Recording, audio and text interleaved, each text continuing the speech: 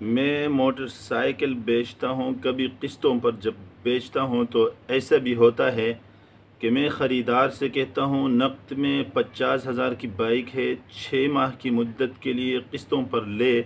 تو 60,000 قیمت ہوگی، سال کی مدت کے لیے 70,000 قیمت ہوگی۔ خریدار قسطوں پر راضی تو ہوتا ہے پر یہ کہتا ہے کہ قسط ادا کرتا رہوں گا، اگر 6 ماہ میں مکمل کر دیا، سال میں مکمل کر دیا، وہ حالات کے حساب سے خود متعین ہوگا۔ کیا یہ شرعاً درست ہے؟ قسطوں پر خرید و فروخت تو جائز ہے، لیکن یہاں جو طریقہ بتایا جا رہا ہے کہ خریدار جب خرید رہا ہوتا ہے تو بیچنے والا اس سے یہ کہتا ہے کہ اگر نقد میں اس کی قیمت 50,000 ہے اور 6 مہینے کی قسطوں پر اگر لے تو 60,000 ہے، سال بھر کی قسطوں پر اگر لے تو پھر یہ 70,000 کی ہے۔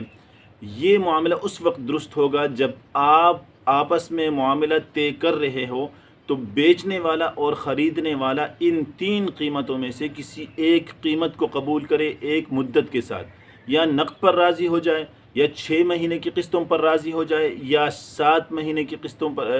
یا پھر سال کی قسطوں پر راضی ہو جائے۔ کسی ایک معاملے پر اس مجلس کے اندر اتفاق کر کے مجلس ختم ہو جائے تو پھر ٹھیک ہے، تاکہ مکمل طور پر واضح ہو کہ سال بھر کی قسطیں ہیں اور قیمت جو ہے وہ 70,000 ہے، یا پھر 6 مہینے کی قسطیں ہیں اور قیمت جو ہے وہ 60,000 ہے، یا پھر نقد ہے اور قیمت 50,000 ہے۔ یہ واضح ہونی چاہیے۔ اگر یہ واضح ہوئے بغیر جو ہے وہ شخص یہ کہتا ہے کہ یا 6 مہینے کی قسطیں ہوں گی یا سال کی قسطیں ہوں گی اور اس حساب سے اس کی قیمت میں ادا کرتا رہوں گا، وہ حالات خود متعین کر دیں گے، یہ بات غلط ہے، یہ ناجائز ہے۔ اس طرح معاملہ کر کے وہ اگر مجلس برخاست ہوتی ہے تو اس معاملے کو ختم کرنا چاہیے، کسی ایک معاملے پر اتفاق کرنا چاہیے۔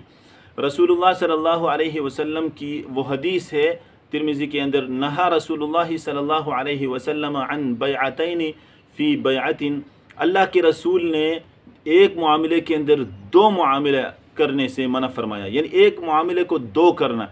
دیکھیں، ایک معاملے کے اندر کسی چیز کی ایک قیمت ہوتی ہے، 2 قیمتیں نہیں ہوتی۔ اگر ایک معاملہ ہو اس کے اندر 2 قیمتیں مقرر کی جائے تو یہ گویا کہ 2 معاملے بن جاتے ہیں۔ تو یہ 2 معاملے مبہم ہے، کوئی واضح طور پر معلوم نہیں ہے۔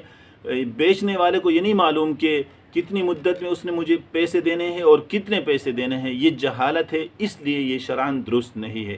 اسی طرح بعض دفعہ یہ بھی ہوتا ہے کہ 3 مہینے کے لیے آپ کسی کو کوئی چیز بیچتے ہیں ادھار پر، کہ 3 مہینے بعد مجھے آپ اس کی قیمت 50,000 روپے یکمشت دے دیں، لیکن 3 مہینے کے بعد جب وہ آتا ہے کہتا ہے کہ میں قیمت ادا نہیں کر سکا، 3 مہینے مجھے مزید دے دے، اب 50,000 اس کی پہلے قیمت تھی، 50 کی بجائے میں 60,000 ادا کروں گا، تو یہ بھی شرعاً درست نہیں ہے۔ اس کو قسطوں پر قیاس کر کے جائز نہیں کہا جا سکتا۔ وجہ اس کی یہ ہے کہ آپ نے جب اس کو 3 مہینے کی ادھار پر ایک چیز بیچ دی اور ایک قیمت مقرر کی، وہی قیمت جو ہے مثال کے طور پر اگر 50,000 آپ نے مقرر کیا تھا، وہی 50,000 جو ہے اس شخص پر دینا لازم ہوا، اس کے اوپر قرض ہوا۔ اب یہ 50,000 جب اس کو دینا لازم ہے، بعد میں آ کر وہ مدت جو ہے مزید لے رہا ہے، اس مدت کے بدلے میں آپ کو مزید رقم دے رہا ہے، تو یہ شرعاً درست نہیں ہے۔ تو اس اصول کو سامنے رکھ کر